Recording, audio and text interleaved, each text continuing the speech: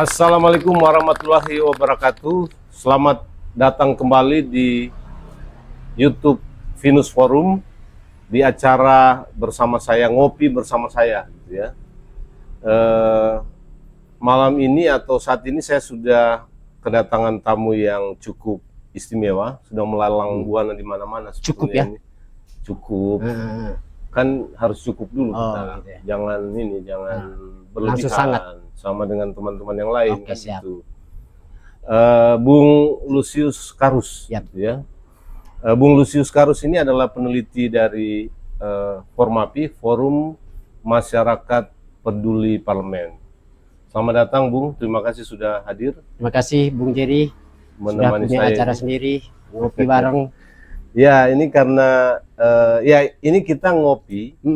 Memang agak sedikit berisik nih, ada mobil, motor, sepeda lewat gitu ya, atau bahkan ada tukang makanan lewat gitu ya. Nggak apa-apa karena Seperti ngopi itu harus situasi demokrasi kan memang harus berisik. Jadi kita juga bicara demokrasi itu juga ya. dengan latar belakang berisik di luar Ya, sana. dan harus harus dekat dengan masyarakat. Betul. Ya, kan gitu. Mudah-mudahan ini juga menginspirasi para pejabat atau para elit gitu ya untuk sungguh-sungguh dekat dengan keberisikan dari masyarakat, betul, kan gitu ya. Betul.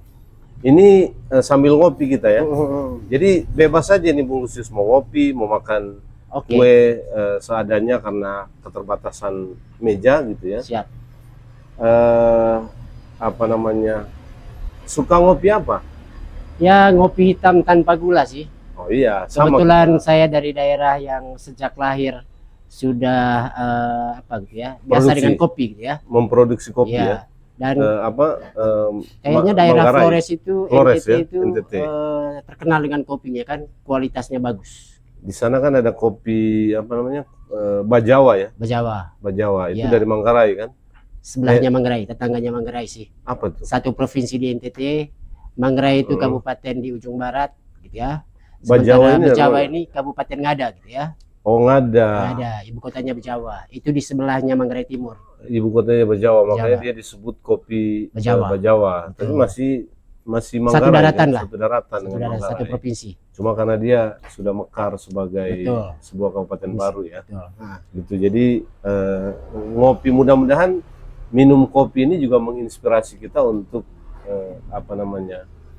mengemukakan hal-hal yang bisa mempengaruhi proses-proses kebangsaan lah kira-kira. Ya, walaupun warna kopi itu gelap gitu ya, tapi kita berharap Indonesia tidak gelap. Betul.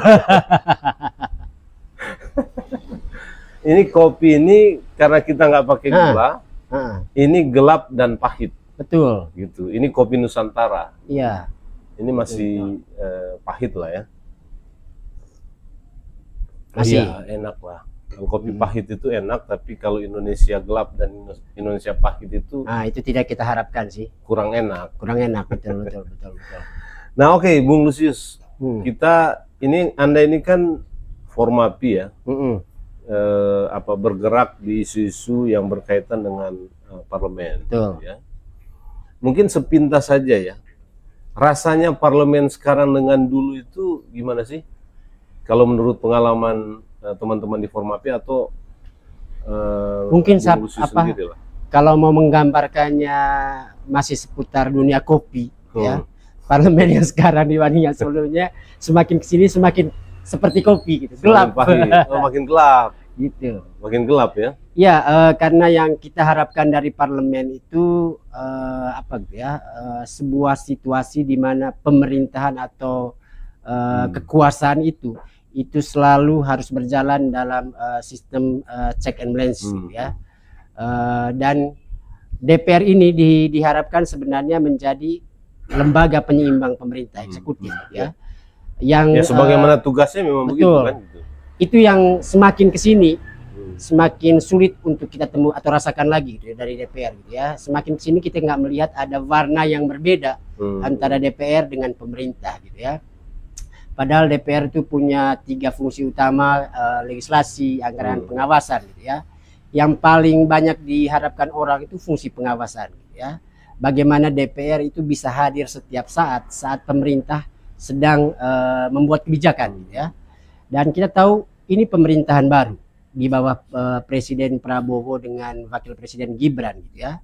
Ada begitu banyak kebijakan yang secara beruntun, gitu ya, dilakukan atau dieksekusi oleh pemerintahan Prabowo dan Gibran ini, gitu ya. Yang sejauh ini saya kira lebih banyak kritikan atau masukan itu beredar di tengah ruang publik, gitu ya. Tapi itu tidak kita dapatkan dari DPR, gitu ya. DPR yang seharusnya kemudian mengartikulasikan apa yang disuarakan oleh publik itu yang 6 bulan terakhir ini tidak kita dengar, gitu ya. Kenapa tadi kita katakan semakin kesini DPR ini semakin gelap, gitu ya. Semakin gelapnya ini karena proses menuju era yang agak gelap sekarang ini itu sebenarnya sudah mulai dirasakan sejak Presiden Jokowi di tahun 2014 lalu, gitu ya.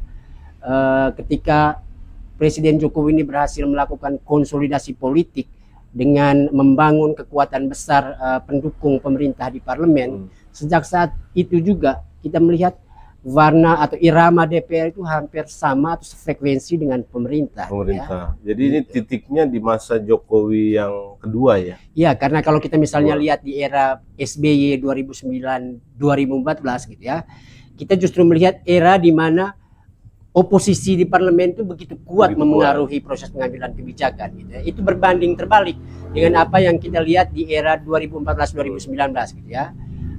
Parlemen itu semakin melempem, gitu ya, dalam banyak hal. Dia justru lebih mendukung apa yang dikerjakan oleh pemerintah, padahal di saat yang sama ada begitu banyak kritik yang muncul terhadap kebijakan pemerintah. Betul. Itu ya. Iya, ini sebetulnya menarik ya, karena dulu kan kita sering ngomong ya bahwa parlemen dan DPR itu harus irama. Betul. Itu ya, karena salah satu kan gini, salah satu maunya dari keserentakan pemilu itu betul. Supaya koalisi parlemen pendukung pemerintah itu lebih mayoritas ya, supaya kebijakan pemerintah itu lebih mudah dieksekusi dengan dukungan parlemen. Ya, betul. Nah, tapi ternyata akibatnya juga jadi lain ya. Betul. Jadi DPR malah tidak kritis sama sekali terhadap seluruh kebijakan ya kan, seirama yang dimaksud itu tetap check and balances. Betul, tetap check and balances. Jadi tetap dengan peran masing-masing, gitu ya. DPR dengan peran pengawasannya itu diharapkan kemudian mendukung kebijakan pemerintah tapi dengan kritis, gitu ya. Dia tidak lalu kemudian menjadi lembaga yang menunggu apa yang diinginkan oleh pemerintah lalu memberikan stempel untuk itu, gitu ya. Yang kita butuhkan tuh tetap aja suara kritis masyarakat ini difasilitasi, gitu ya, oleh DPR untuk memastikan kebijakan pemerintah itu siap untuk kemudian dieksekusi, gitu. Itu yang tidak kita lihat atau tidak kita temukan dari DPR itu, gitu ya, bahwa betul yang mereka tunjukkan hanya gelombang yang sama aja, gitu ya, gelombang yang sama tanpa peran yang berbeda, gitu. Kalau begitu kan ya apa pentingnya kita punya lembaga lain selain pemerintah? Kenapa nggak kita biarkan aja pemerintah sendiri berkuasa? Ya, makanya ketika banyak orang mengatakan sekarang bahwa DPR itu ya hanya sekedar menjadi stempel dari pemerintah ya, artinya mengesahkan gitu ya, menyetujui supaya apa yang diinginkan oleh pemerintah itu jalan. Ya memang wajar kalau melihat fenomena itu seperti sekarang ya. Betul sih, masalahnya itu kan tidak semua yang diinginkan oleh pemerintah itu kemudian pro kepada kepentingan publik, gitu ya. Dan saat itulah sebenarnya kehadiran atau keberadaan atau fungsi DPR itu diharapkan, ya, bisa kemudian mengclearkan apa yang tidak tuntas gitu dalam kebijakan pemerintah itu, gitu ya. Itu yang semakin kesini memang semakin tidak kelihatan. Bung Lusius, ini kita agak mungkin ya entah sedikit mendalam ya. Ini tapi karena sering motor lewat atau mobil lewat, jadi suara kita ini kalau ada motor lewat harus kita kencangkan supaya dia terdengar lebih terang ke ke pendengar atau penonton yang menonton. Nah, yang mau saya tanyakan begini nih. itu tanda-tandanya muncul dalam bentuk apa kira-kira ya? Kalau kita mengatakan DPR sekarang ini iramanya itu sama dengan pemerintah, ada nggak contoh konkret ya pengalaman kawan-kawan di Formapi mengamati katakanlah kinerja parlemen paling tidak itu sejak masa pemerintahan Jokowi, karena di masa pemerintahan SBY kan memang kita melihat ada check and balances itu ya, karena ya parlemen oposisi lebih mayoritas. Ya ini juga mungkin penting bagi kita untuk menimbang ya, jangan-jangan memang parlemen itu lebih baik oposisi lebih kuat. Ya betul. Dibanding kalau koalisi. Pro pemerintah, koalisi pro pemerintah. Ya saya kira ada beberapa contoh lah, pengalaman gitu ya. Yang paling mudah itu mengingat peran legislasi DPR gitu ya. Kita misalnya mendengar ada beberapa RUU yang dibahas oleh DPR sejak 2014 lah ya. Yang paling fenomenal tuh revisi undang-undang KPK gitu ya. Kurang kuat apa gitu teriakan publik gitu ya, reformasi di korupsi dan lain sebagainya gitu ya, untuk membuka mata parlemen bahwa ada yang salah dengan keinginan pemerintah dan DPR mengatur lembaga KPK seperti yang didesain dalam undang-undang KPK yang direvisi gitu ya. Tapi kan kita tahu betul dalam waktu singkat DPR dan pemerintah akhirnya menyetujui revisi undang-undang KPK itu, dan hasilnya kita nikmati sekarang tuh. KPK yang mulai melempem, KPK yang mulai lumpuh gitu ya. Itu baru pertama gitu ya. Yang lain juga ada revisi bukan revisi, pembahasan undang-undang Cipta Kerja gitu ya. Cipta Kerja itu malah ini praktek baru, praktek omnibus law gitu ya, menggabungkan begitu banyak undang-undang menjadi satu undang-undang saja gitu ya. Dan harusnya sebagai sebuah praktek baru ada banyak hal yang kemudian perlu dipertimbangkan.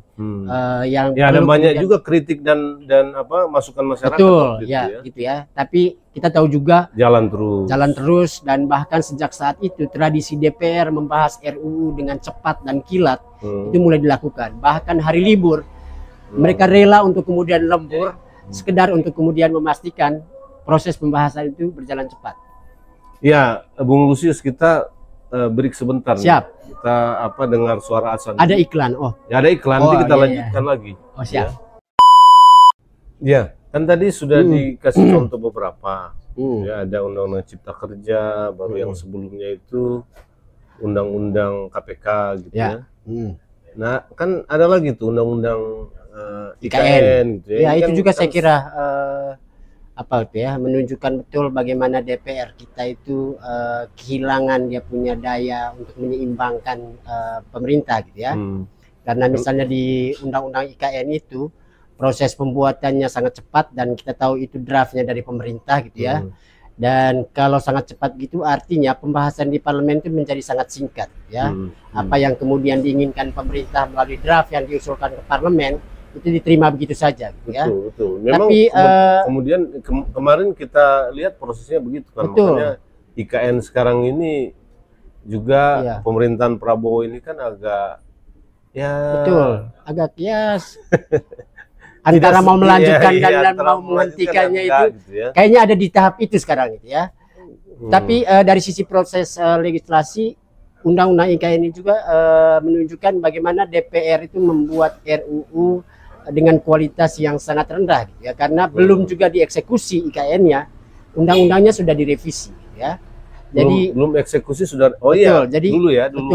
Jadi revisinya juga hanya sangat singkat, tidak lebih dari 1 minggu kali proses pembahasannya gitu ya. Jadi saya kira hal-hal itu menunjukkan betapa proses pembahasan di DPR itu menjadi sangat singkat gitu ya. Sesuatu yang kemudian menjelaskan DPR lebih banyak kemudian mengakomodasi apa yang jadi keinginan pemerintah melalui draft yang dikirimkan ke DPR gitu ya. Lalu di periode yang sekarang contoh kita bisa temukan misalnya di revisi Undang-Undang BUMN ya. Bagaimana revisi revisi itu dibuat sekedar untuk membukakan pintu bagi Danantara gitu ya, yang diinginkan oleh Presiden Prabowo gitu ya, dan prosesnya juga jadi sangat singkat gitu. Dan setelah itu baru kemudian kita temukan ada begitu banyak persoalan gitu ya, terkait dengan pengaturan yang belum tegas dalam revisi Undang-Undang BUMN terkait dengan Danantara ini gitu ya. Ada juga kebijakan lain terkait dengan makanan bergizi gitu ya, yang jadi kebijakan Presiden Prabowo. Ini bukan dalam bentuk undang-undang gitu ya, tapi ini kebijakan yang harusnya dapat perhatian lebih dari DPR gitu ya, soal eksekusinya.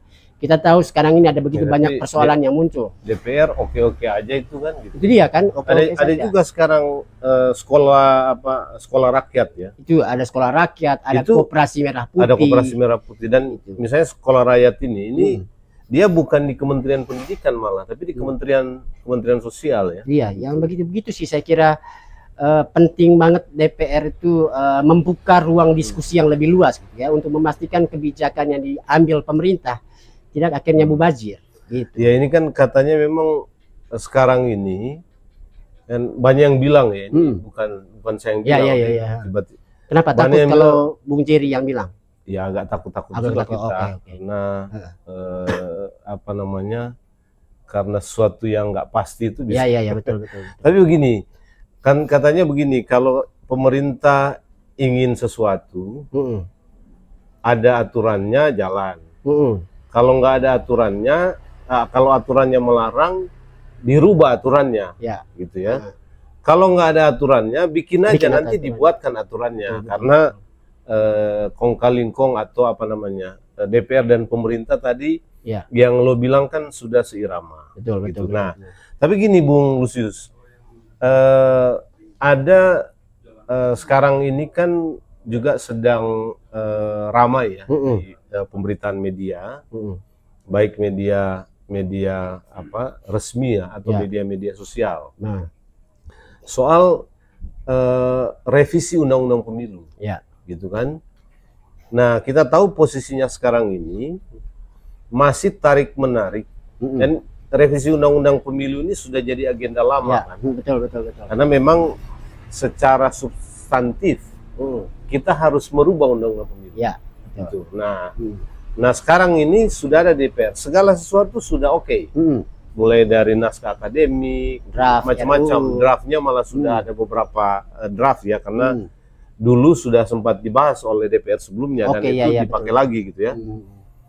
Sekarang ini di DPR dia dulu masuk prolegnas prioritas. Betul. Tiba-tiba dia nggak masuk prolegnas prioritas lagi. Masih tarik-tarikan infonya, tarik-tarikan antara Komisi 2 dengan Balik. Nah, sebetulnya siapa sih yang mesti memutuskan itu?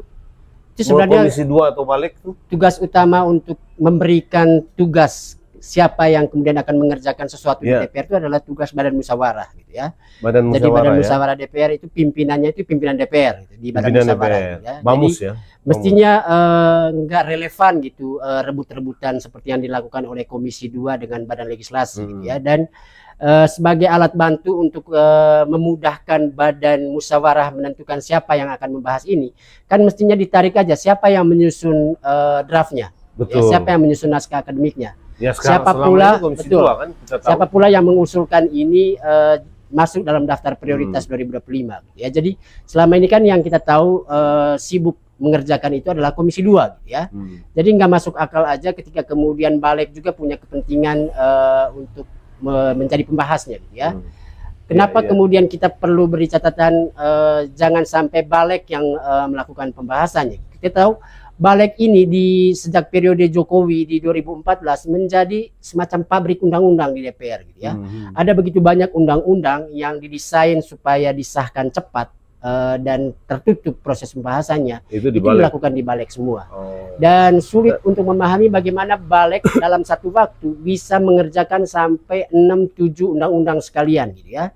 Jadi bisa kita bayangkan betapa rendahnya kualitas RUU ketika kemudian fokus Badan Legislasi itu terbagi pada beberapa RUU yang jadi tanggung jawab mereka. Minum kopi dulu, ini suaranya mulai agak. Jadi saya setuju sih. Apa ini suaranya mulai agak serak lah. Jadi saya setuju kalau ini diserahkan ke Komisi 2, lebih bagus lagi kalau Badan Musyawarah memutuskan membentuk pansus gitu ya. Oh, jadi dia memang lebih spesifik ya. Betul. Karena dulu undang-undang, seingat saya dulu pernah undang-undang itu dibahas oleh pansus atau panja. Ya, pansus, hampir pembahasan khusus, RUU pemilu di periode-periode sebelumnya itu dilakukan di pansus. Nah, tapi oke lah.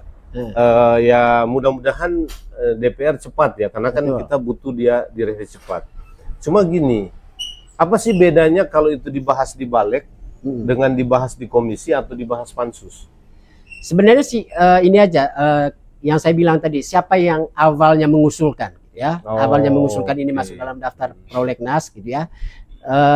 Kalau dia mengusulkan berarti dia juga yang menyiapkan draft naskah akademik dan juga draft RUU-nya. Dia lebih paham lah. Itu artinya sejak awal dia punya fokus untuk membahas itu gitu ya. Betul. Sementara kalau kemudian balik yang mengambil alih, itu sulit untuk kemudian menjelaskan apakah balik memang memahami substansi. Iya, dia perlu belajar lagi. Betul. Nah, artinya kalau begitu kan ruang politik ya atau ruang negosiasi dengan balik itu menjadi makin terbuka ya. Bahkan mungkin negosiasi yang bisa saja mengabaikan substansi-substansi yang semestinya diatur dalam undang-undang ini gitu. Itu yang dikhawatirkan gitu ya, karena kalau misalnya kita lebih terbiasa untuk bicara isu pemilu dengan Komisi 2, ketika kemudian dibahas di balik, kita berhadapan dengan orang-orang yang bisa jadi berbeda gitu ya, dari Komisi 2, sehingga proses komunikasi untuk memberikan masukan itu akan punya kesulitan tersendiri gitu ya. Nah, kalau gini, menurut analisis Bung Lusius ya atau teman-teman di Formapi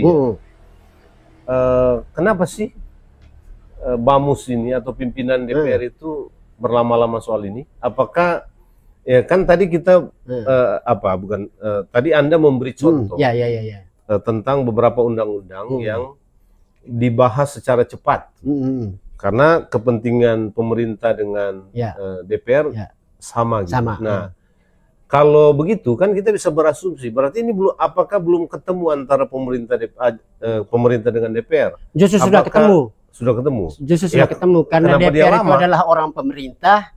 Ya, tapi kenapa lama? Berarti kan ada sesuatu yang mereka tidak ingin membahas ini buru-buru. Ya, kenapa? Itu pertanyaan. Karena kalau buru-buru, ruang bagi publik untuk mengintervensi proses pembahasan, memberikan masukan, merubah apa yang kemudian sudah disiapkan oleh DPR dan pemerintah itu semakin terbuka, gitu ya.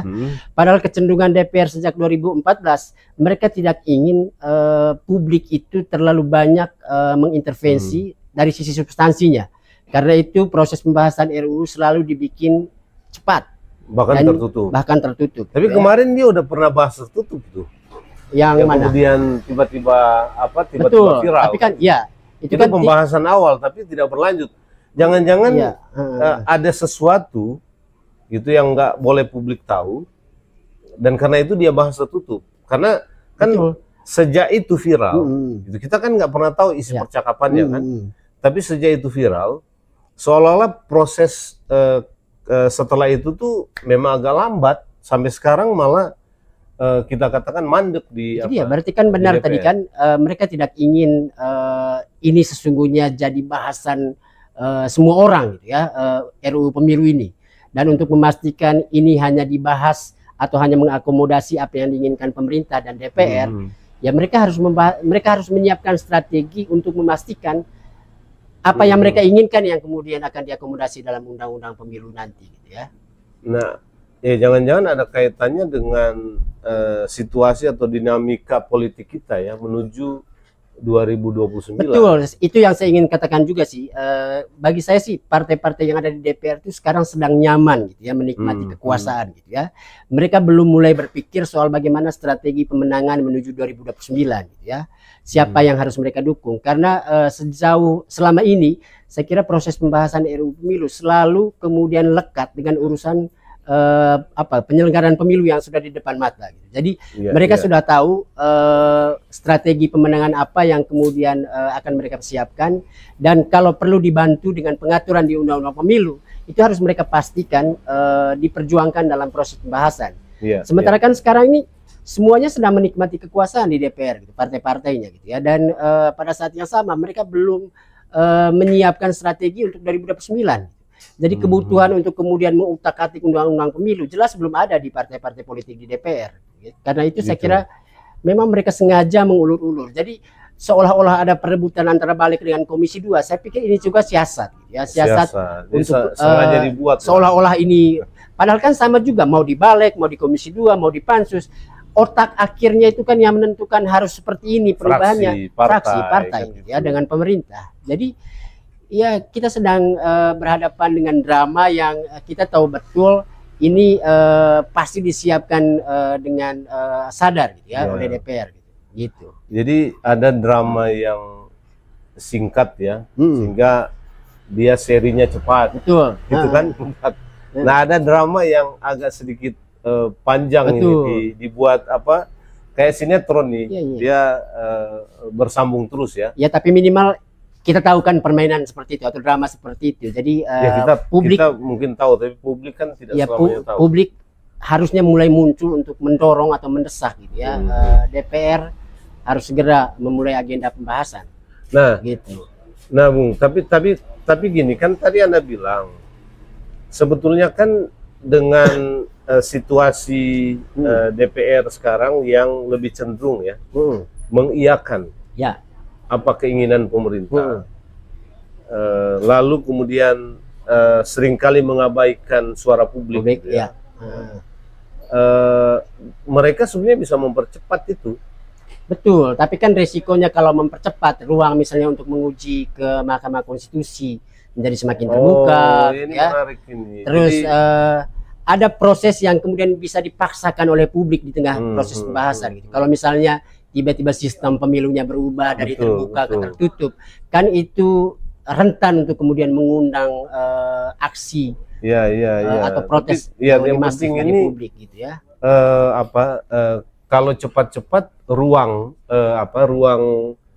uji di Mahkamah Konstitusi itu terbuka, menjadi lebih panjang. Jadi, kan apa yang sudah setengah mati mereka putuskan di DPR dengan bisa diubah oleh MK. Bisa diubah oleh MK. Dan itu gitu sebelum 2029. Ya, memang mereka sulit saya kira karena alasan itu aja sih mereka sulit mengatur MK gitu ya. Betul, ya. Gitu ya. Tapi walaupun ada pengalaman juga, ada yang berhasil mengatur MK. Ada yang berhasil, itu kan makanya jadi wapres. Betul. Nggak, tapi ini menarik karena kan gini, Bung. 2000 ya saya sendiri ya merasa bahwa atau menilai ya bahwa memang revisi itu harus dilakukan tahun ini. Betul. Karena 2026 pertengahan.